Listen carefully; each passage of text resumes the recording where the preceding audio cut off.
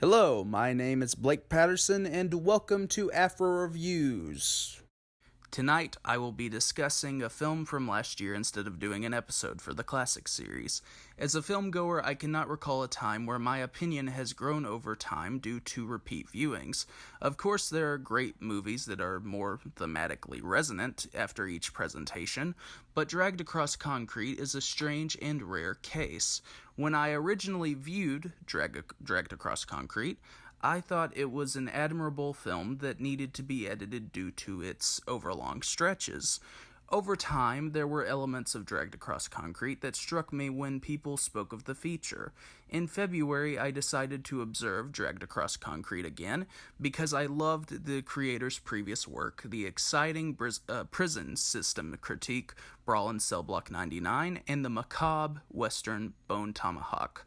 When I revisited Dragged Across Concrete, I appreciated the monologues and conversation pieces more for their revealing insights about these flawed characters. After viewing Dragged Across Concrete for the third time, I believe that this continuously interesting feature is a fantastic piece of filmmaking, with a poetic style inspired by his literary prose. S. Craig Zahler examined the financial struggles and responsibilities of four individuals. Primarily, audiences encounter Tory Kittles' Henry Johns having sexual intercourse with a prostitute who he learns is from his childhood. They both share a moment from their school years, which is where Zahler displays how these two young adults are reminiscing about the innocence of their childhood. It is a reminder of better and easier times. By creating this dialogue, Zahler is exposing the struggles that young adults endure in a government that is going against them due to their social status. After his experience with the woman, the recently imprisoned Henry Johns discusses with an old friend about what they will be doing for financial support. Johns and his friend Biscuit are going to have an involvement in a heist. As numerous adults should recognize, it is difficult for desperate ex-convicts to find a reasonable occupation.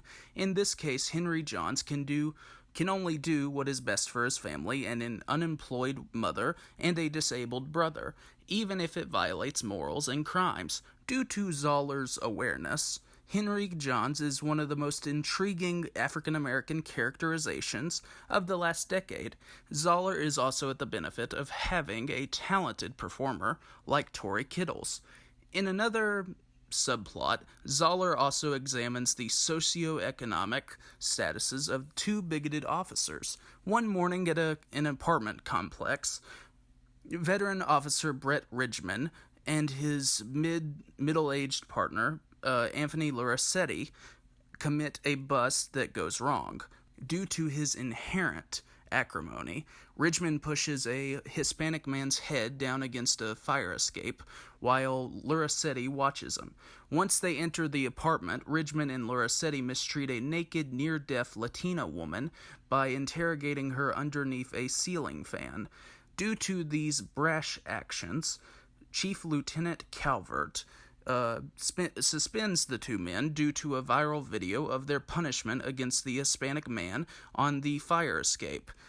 Zahler creates a dialogue among Ridgman, Lorassetti, and Calvert with politically incorrect vocabulary and their complaints about the media's response to racism.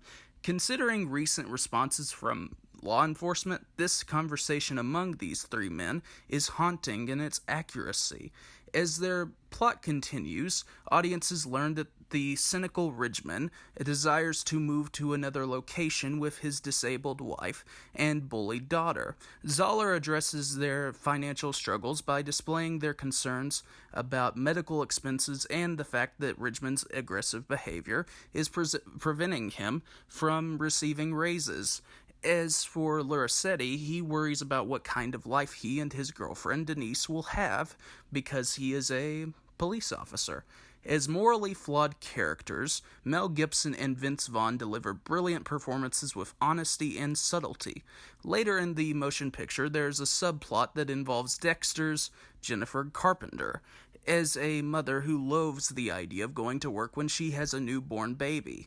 In previous viewings, Carpenter's subplot always seemed unnecessary to the narrative, even though it dealt with financial issues as well. When watching this subplot unfold again, it feels more surprising and significant when one considers the dialogue between Carpenter's character and her husband.